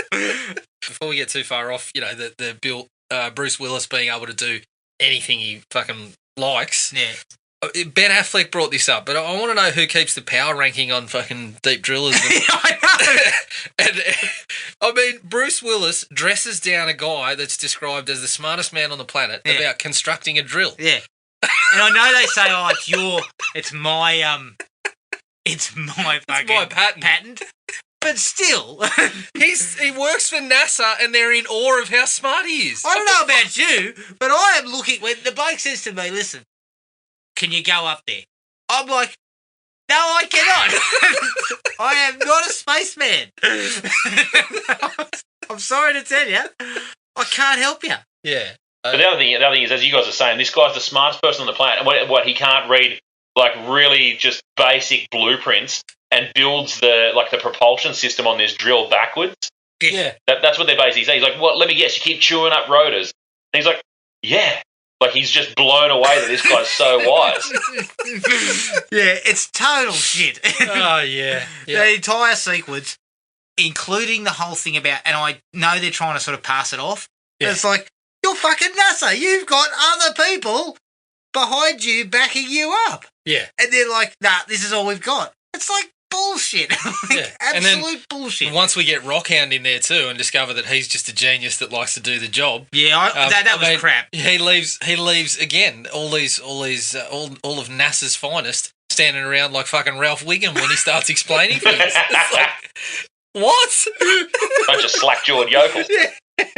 I mean, if a guy is that smart that the people at NASA cannot keep up with him, the government's paying him. The government's giving him a fucking blank check. Yes. I don't care if you like this job. You come and work with us. You can do it 2 days a week. We'll pay you whatever. Yep. We'll give you money. But also, if he's that smart, he probably knows it's not okay to sleep with children too. So. Yeah, you'd think he'd be able to work that out. If he's that clever, you'd think his maths would be up to par there. But that entire sequence is so condescending, where he kind of just says, "Oh, how do I know where we are? Because I'm a genius. And you've landed on iron ferrite. And that's why we were shooting for this thing." That shit would have been all explained before. Yeah. Like, you're not... Yeah, please tell me what was he? Wasn't he a colonel, Willie Sharp? Yeah. Wouldn't he have been fucking briefed on what zones not to land on? Yeah. And totally understand that Rockhound has some knowledge, but it's just done in such a condescending manner that, oh yeah, I'm a fucking genius. Yeah, but it's unfathomable that he is that smart that he can just come into a field that he is completely ignored. Yeah. And fucking know more about it than everybody else in a week's time. And they use all these throwaway lines like, oh, you know, Rockhound, spacey but a brilliant something or other, you know, geophysicist or whatever the fuck he's supposed to be. Yeah. That's not enough. No. I need more. I mean, we know that the guy, we've been told that he's smart, but we know he spends every fucking free time, every bit of free time he has in a bar, and he's not studying space. He's lost some brain cells, fair to say. They could have used, like, Gruber or whatever, that other bloke that was on there, to say those things. Because he's a guy who's got knowledge. Or someone, I don't know. But Someone from fucking NASA, perhaps. You think so, yeah. That might work. Possibly. Why is there machine guns attached to... Oh, I had that one, yeah. Why does the armadillo have miniguns? Well, it's a Michael Bay movie, so we didn't know whether aliens were going to be on the asteroid. Is that what they're expecting? I don't know. But I mean, they're explaining to us that there's parts of this rock that you cannot drill through with that massive fucking monstrous drill that they've constructed, with Superman constructing it. Yeah. But you'll be able to shoot some out of your way? Like, I don't understand, and the armadillos are way too over designed. Like, they've got all these stupid kind of things like the skulls on the gear shifts and all this kind of crap. I know it's meant to be because the oil drillers got in there and they pimped it up for themselves. They personalised it. But it's crap. Like, they get rid of it. There's no need for it. Yeah. Especially after they show that part where Bruce Willis is just like dragging bits and pieces out, like they're ripping out cables and like hoses and shit out of these high-tech bits of equipment. They don't know what they're doing. They're just ripping it out because they've decided it's not important. Yeah, take all these hoses out. This is surplus. We don't need this. It's like, NASA, well, that was actually the whole propulsion system. NASA put a superfluous hose on their fucking armadillo. Yeah, something that goes in space, mate. You've removed the hoses that keep it fucking compressed so when it goes into space, it can work, you dickhead. That was the oxygen hose, Bruce. Congratulations. Yeah. Congratulations, you're fucking dead. Yeah. Get your hands off it, sausage dick. You're fucking everything up. Yeah, that's what should have been said. Take your hand off it and let us deal with this. Now, I've got the secondary protocol. I said that I liked the idea of secondary protocol. Yes. And I liked the fact that we're suddenly tilted on an axis and we're only going to have 7 minutes to remote detonate. So, they panic and they decide to remote detonate the nuke. All fine with that. And the early part of that scene is okay. When Willie Sharp keeps, going to secondary protocol and Bruce Willis keeps saying, just, stop and give us a hand and all that. That's all fine. But then suddenly the nuke's armed and we are in an absolutely shocking scene as far as I was concerned. That whole sequence is so stupid. I mean, you've got a countdown timer on a nuclear weapon at 20 seconds and you're sitting here giving a heartfelt speech about how you can hit that mark. Talk about getting your hand off it. Yeah, I think Will Patton... I'll give you the speech after you've bloody dismantled the bomb. Will Patton seems to be the only one with his butthole clenched at that particular moment. Yeah. And I mean, he's the one that likes to gamble. These blokes are gambling with the fate of the world on their... It's so poorly done. Yeah. And for me, I think you could have done better with that sequence. Yep. A little bit of a trim and a bit of rewriting probably could have made that much more acceptable. I think... But even the second... There are a whole plan behind the secondary protocol. They pretty much know with like 99.9% certainty that it's completely futile to even try to detonate the nuclear weapon on the surface of the asteroid. Yeah, exactly. They never go to... Even as a secondary protocol, it's got to be just removed, and that it should be the only way we can get this done is if we get to depth. Yeah. Wouldn't it be better to at least try and get it to 50 feet? Well, exactly. Exactly. Something. I think... And I don't know why 800 feet was the number, but if you get to 796, does that mean it fails? Yeah. Well, this is that's that they never went to the lengths to say this is why the president thinks this is a good idea. Because as you said, Gibbo, everyone in the entire movie has sort of come to the agreement, or Billy Bob has supposedly convinced them all that it doesn't work. Yes. So why don't we have even just a couple of scenes of the disagreement between, Mr. MIT, smartest man in the world, bar Rockhound, and the guy that supposedly got the C+ at MIT disagreeing on the fact or something. Yeah. Because it's pretty much stated as a fact.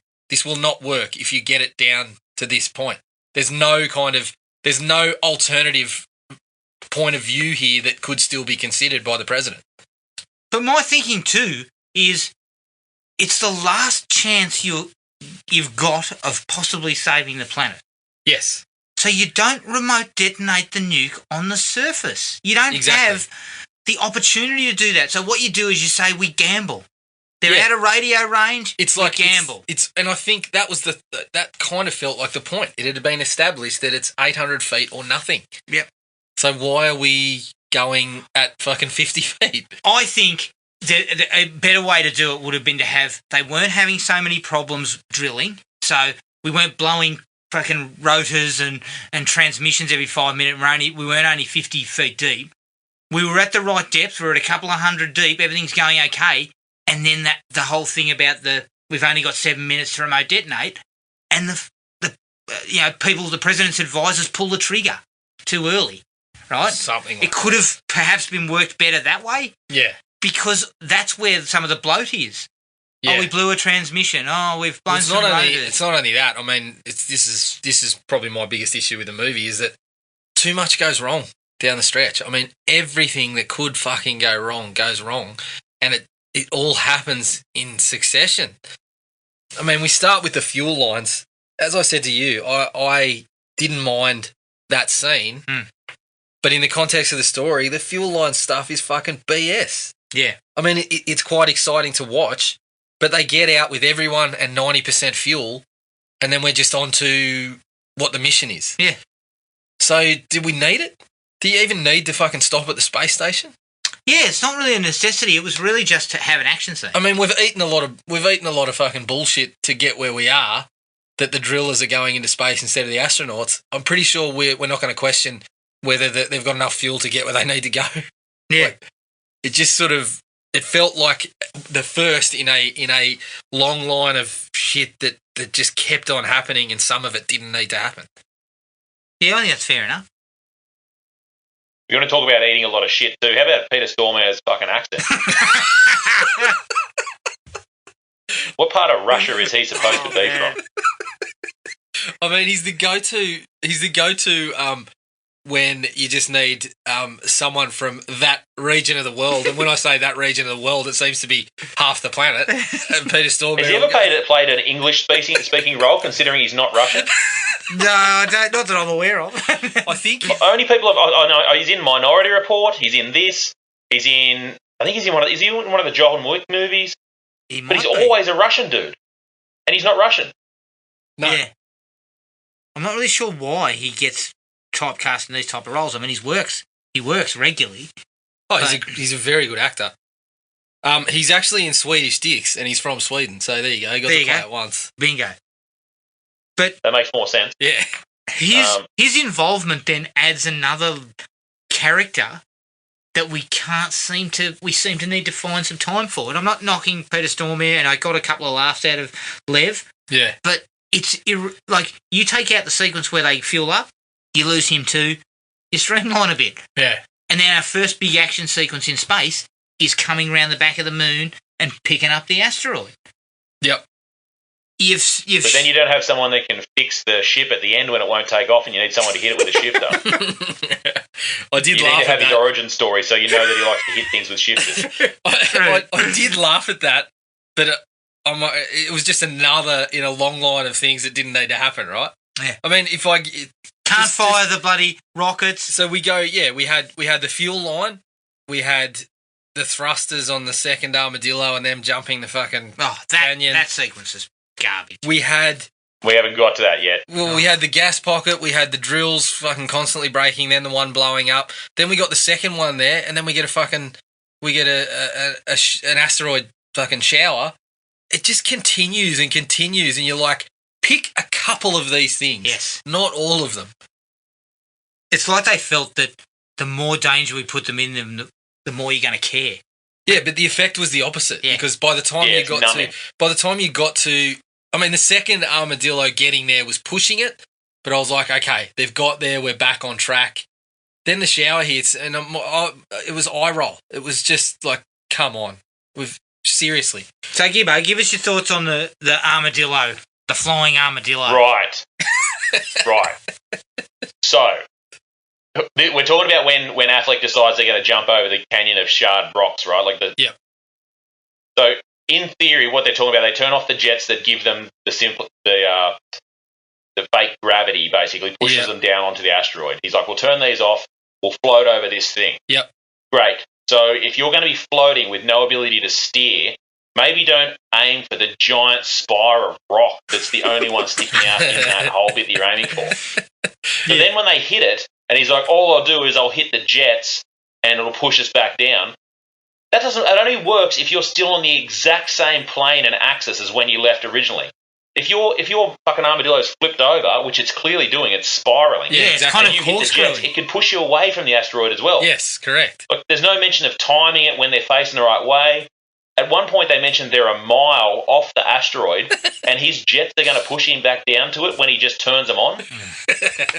Just fuck off. That is so dumb. That whole sequence is just laughable. Just cut it. And for me, what I would have had was, because to me, I want AJ turning up to be a surprise.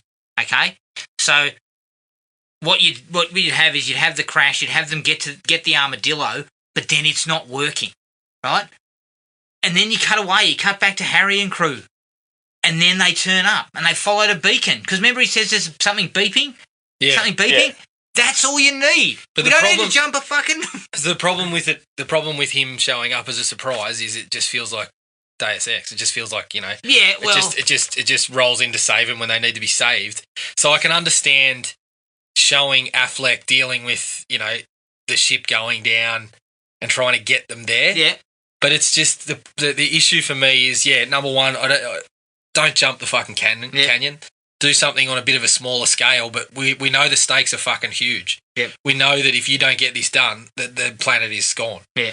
So we didn't need you to jump the Grand Canyon to get it done. Yeah. But I haven't thought too deeply about how you would do it, but I feel like not necessarily a surprise that he got there, but it was just too fucking big. Yeah, I just don't think it's that much better the way they do it anyway. Even if you see them, like, they sort of cut back and forth between the two armadillo crews and what they're dealing with, I don't think it's any better when he turns up exactly as they blow the other tranny on the other one, and Bear flies away into space. No. And then next minute AJ just comes up onto the... he's still up on top of a giant fucking escarpment. How does he even get down from there? Yeah. Well, he uses the thrusters again, obviously. He's fucking sorted that out. That makes sense. I reckon that's why I think it's better to have the whole... Everything was going well. The drilling was going well. And then they hit a gas pocket. The armadillo gets fucking ruined. And now they're sitting there thinking, well, what do we do? Do we pack up, get back on the ship and get the fuck out of here? Yeah. And have a bit of time between AJ turning up. Even though that's... Let's talk about the timeline too, because you're talking about the drilling, right? Like, if it was all going well, this would be better. So at one point when they go to secondary protocol, they're 50 feet. Supposed to be based on their time frame to hit the mark, like, with the least amount of time possible available. Like, their absolute minimum, if they're budgeting it, they're supposed to be at 200 feet at that point, and they're at 56 feet. Yeah. So at what point did they make up all this extra fucking distance and time? Like, all of that stuff that they put out as these big issues, it never actually causes any problem. Yeah, you're right. They put these ticking clocks on, but then nothing ever changes that, because you need to ram home 150 feet in like a minute. Yeah, that's what AJ turns up like, all right, we're going to push through. And he's like, 750. I'm like, hang on a sec. They were at like 160 feet. Yeah, that's right. Where did the other 500 feet come from? There were ways, I think, to get around some of this, but it felt like they couldn't give a shit. It was kind of like... No, it's just, as Jared was saying, they put too many things in the way, and then none of them, they actually never bother to resolve any of them properly. They just hand-wave them away and say, no, it's all good now. Yeah, don't worry, the audience is But then don't put so many in the way. You wouldn't have to do that. And look, we didn't question it 20 years ago. Yeah, we should have. We might have questioned, but we just went, oh yeah, we'll just go with it. But this, as I said to you, this was at a time in our lives where we fucking knelt at the altar of Simpson and Bruckheimer, mate. Just anything they did, we thought, oh, this is going to be great. Well, I thought fucking Con Air was a documentary. Rockhound shooting up the camp. Like, the whole thing about him having space dementia. I love how his Sharp just says it so matter-of-factly. He's got space dementia. It's never been mentioned either. It's never been mentioned at any point. We've got guns on the Armadillo, but now we've got ones that you can fucking control manually. What? Who's wasting the time to set up the guns? What do we think this is going to protect us from? That's never explained. Just asteroid. There's another crew on the asteroid that we have to kill. Yeah, and the thing about that whole thing is we've never heard about space dementia. Like, they don't even bring it up at any point during the training, anything. Yeah, I wanted to see. They kind of allude to it a little bit because they say something about being in space can mess with your mind. Yeah. That's why you have to do all these psychological tests and stuff. But that's a bit of a reach to go from that to space dementia. But throw in then. I mean, a quick little explanation of what space dementia is. Just say he's losing it. Yeah. Don't say. Well, I mean, they said Peter Stormare had lost it a little bit up there. Just say Rocky's losing it. Bloody hell, mate! Stormare looked like the smartest man in the room. I want to see. Like, why didn't we get the sequence where we're in the president's office and someone walks in and goes, "Mr. President, one of the astronauts has been shot." And he's sitting there going, "Why the fuck do we have guns up there? Who put the fucking guns up there?" Will Patton says that at one point. He goes, "Why you got a gun in space?" Yeah, he's talking about the pistol. Yeah, the little handgun. No mention of the minigun that's mounted with a remote control. Oh no, that's all right. That's necessary. Yeah. That's a requirement. It's like, he never Right, mentioned... so we've talked about the armadillo flying over shit. Can we talk about the other inconsistent fucking physics and gravity in space? Like, for one thing, like in the fuel pod, obviously, that there's stuff that's combustible in there, but when they're on the asteroid and stuff's crashing into things, things are on fire, things are exploding. You need oxygen for ignition of that sort of stuff. Like, you don't just get explosions. And also, if something gets hit by something, why would it fall down and try and crush somebody? Yeah. Wouldn't it break off and fly away? Yeah, or even fall really slowly. Yeah. Like, you'd be very... Like, I get that stuff's flying on a different path, right? If it's on a collision course, that's different. But some of the stuff is like big rocks that's sticking up off the asteroid. It gets hit by something and then just falls down with gravity on things bouncing and thing falls and almost crushes them. Yeah, exactly. Or that boulder that's like rolling over them. At one point, they just lay there like fucking Wile E. Coyote. Yeah, shouldn't be able to fucking give it a little nudge back up into the it's there's a lot of that stuff that just doesn't make sense at all. The way the asteroids at the start of like I said, I mentioned about Little Richie, but those asteroids, if something the size of a basketball landed within, I don't know, probably a couple of 100 meters of you, you'd be vaporized if it was coming down like that. Like, that's the way the impact with those sort of things would work. It's not if it was 3 feet away from you and it was the size of a fridge, it just makes a hole and you look like you blew yourself up with a petrol bomb. That's not how it'd end. You know what I mean? They don't try and have any base in reality at all. Yeah, and again, if you cut back on some of that, I'm more willing to accept it. Do you know what I mean? I understand why they want explosions and stuff in space and everything like that, because they want action scenes that are kind of, riveting. But if you give me a couple of scenes, I'll take that. But if you give me 10 different sequences where all this bullshit is going on, I'm not going to swallow it. Certainly not now, looking back on it. It ends up being too much. It's way too much. I don't know. Well, how do you guys feel about what I like to call Bayisms? Like slow motion walking towards the camera, slow motion flags, American flags in the background of pretty much every shot. Too much. Slow motion helicopters. Yeah, I like the slow walk up to the launch in their suits, but it's all there's too much of it. I mean, I even noticed Bay's classic sort of 360 shot around Billy Bob Thornton at one time while he's standing in the middle of the station when the first ship gets torn to pieces. Yeah, just too much. He kind of doesn't know when to sort of pull back, knowing that you can use these and they will work in the right sequence. So I'm happy to have the slow motion stuff when the president's speaking and they're walking out to the shuttle and all that. I'm happy to have it there. Yeah. But don't have it all over the joint. And quite frankly, why did we have to see Club Hell again? Oh my God. Yeah, I'm not I said when we watched Bad Boys, I love the look of the place, but I'm not spending 5 minutes in there. Yeah. My head would explode. I'm not sure. Michael Bay seems to party in bloody big fucking dungeons with thumping music. I'm not sure. I haven't been to one of those parties myself. But I want to. No. It's the other thing too is why is it just? I mean, it's America just taking the lead. Yeah, and I get. Okay. Yeah, did no other countries want to have something to do with this? Like they do mention a joint venture between France, Russia, China. They mention it at the launch. Yeah. But before that, Billy Bob says, it seems to imply that they're almost keeping it under wraps. He's like, this thing can be seen by 8 satellites, 7 of which we control. Yeah.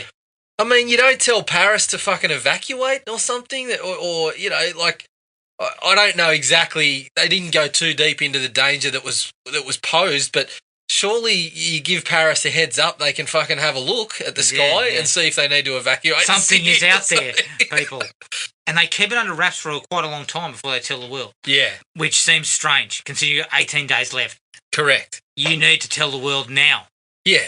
They mention they want to avoid mass panic, but like really, that's not your call. When you tell them it's 7 days to go, you still mass panic. You still tell the government that you might not tell it to the public, but someone in their government knows the top secret info for your eyes only. You know, like it's I found that a little bit odd.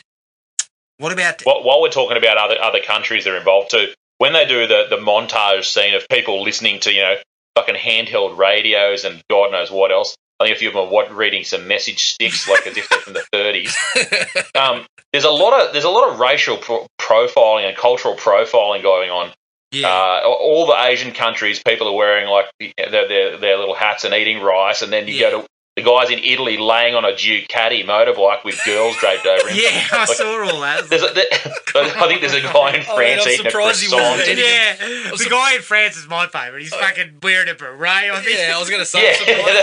It's like Team America came in and fucking tried to do the racial profiling for all this sort of stuff. Like, if they're in France, they're going to have a croissant and a beret, and this guy's got to be on an Italian motorbike. I'm surprised the Italian bloke on the motorbike didn't look up. We see him eating a slice of pizza and he spits it out and goes, "Mamma mia," or something like that. Yeah, with a big twirly mustache. Yeah. There was some sketchy stuff in there. Like even just like the African countries, the ladies are like the full African queen thing with the beehive headdress, and it just people live in other countries that don't look like what you think they look like. It kind of felt a bit lazy. Yeah, because they just kind of goes, "Oh, look, we'll quickly go out there and wrap up a couple of sequences from another, couple of countries." We'll slip it in amongst people, in the heart of America, riding their soapbox derby space shuttles and all this kind of crap. Like, it felt really lazy to put it in like that. Yeah, we missed the deleted scene with, the Aussie bloke with the hat with the fucking cork dangling from it, looking up and going, "Oh, Struth, love, come and have a look at this." Eating a bit of Vegemite toast. I'm disappointed Michael didn't give us a run. Yeah, we didn't get a run there. The backdrop is the Sydney Harbour Bridge just directly behind you. Oh, God. I didn't have anything else. The only other real dislike I had, and this is very relevant these days, and this is probably why it occurred to me, but when these guys get back from this alien asteroid that they'd spent time on, would they not need to quarantine before they just came out and started hugging everybody on Earth? No doubt. That was a bit of a stretch to me. We're not worried about like alien bacteria or anything that could have been present on there. Yeah. I would have thought, yes, they would have all had to have been quarantined. I mean, once again, it's just kind of like skipping over that to kind of give us a moment. Yeah. And this movie has a lot of that. Skipping over key explanatory sequences to give us a moment. Yeah. And I think that's what hurts it the most looking back on it. Well, you run with it for certain things, but then other ones, as you said, when we don't care to explain some of it that probably needed to, it hurts a bit more. Yeah, totally agree. I had one minor one about the so the testing and the medicals and stuff in the middle is probably my favorite, one of my favorite parts of the movie. But at the end of the day, it's an extremely long montage scene that doesn't push the story along. No, not really. In a movie that's... Well, because they all fail the tests and it has no effect on whether they go on the mission. Yeah, in a movie that's 220 and you needed to cut something. I mean, number one, I would cut all the bloat at the end or cut some of the bloat at the end. Yeah. And that scene is funny, but as I said... It's down a little bit. It ends up... It's got to be at least 10 minutes long. I reckon, yeah. That sequence when you go through the medical and training and a couple of lines of Harry talking through his team and the lines like, ketamine, someone tested positive for ketamine and all this sort of shit. I think I wouldn't change too much of that, but I mean, shit, it's just it just shows the thought that went into fucking trimming in this movie, I think. As you said, Gibbo, it just showcases how fucking NASA was so desperate that these pricks could not pass the testing at all. But, look, get them up there. Yeah, they're the only ones. Yeah, did no other countries have an oil drilling team that was even remotely good that they could have turned to and said maybe these guys are a bit more Yeah, did they stable? turn around and say, who's number 2 on the power rankings behind Stamper this month? Oh, I don't know. Oh, we got a bloke somewhere else. He's only missed one job. We can try him out. Do you know what? Why wasn't there other countries going, you know what? We've already got a plan of attack in place for this. We know about how we know how best to deal with this, and we've got a shuttle crew ready to go. Ready to fly right now. Because it's in our risk assessments and stuff. There's none of that I know why. Because there's Because America, that's it's why. America, yeah. But yeah, I didn't have any other dislikes anyway. That's it for me. No, neither did I. No, that's mine That's it? too. I think we've discussed them at length. We broke it down quite deeply there, fellas. That was Armageddon. You can find us on iTunes, Spotify and Podomatic. Send us an email at thrillme@iinet.net.au. We're on Facebook at Thrill Me Podcast Australia and at Podomatic at thrillme.podomatic.com. Please rate and review us on iTunes and Podomatic. We're also on Instagram at Thrill Me Podcast AU. Our next episode, keep an eye on our Facebook page to see what we've got coming up. Gibbo, good to have you back again, mate. Good to be back, mate. Thanks for the invite. Like I said, Better than would have been Rambo? better if it was a better movie, but that's not your fault this time. I'll let this one slide. That was better than Rambo, though. Let's do a Rambo Oh. reappraisal next Oh, episode. yeah. Everybody Blood, needs to blood. buy it on Blu-ray and watch it again. Nope. We'd prefer not to go another fucking 12 months without having you on. Yeah, fair enough. We'll try and get you back I in don't as soon let as my fans possible, down mate. Try and get you back in as soon as possible. But until then, everybody, take it easy, and we'll catch up with everyone later. Cheers. Cheers, guys. Find the podcast at Podomatic or on iTunes. Don't forget to rate and review. Like us on Facebook at Thrill Me Podcast Australia or contact us at thrillme, all one word, all lowercase, at iinet.net.au.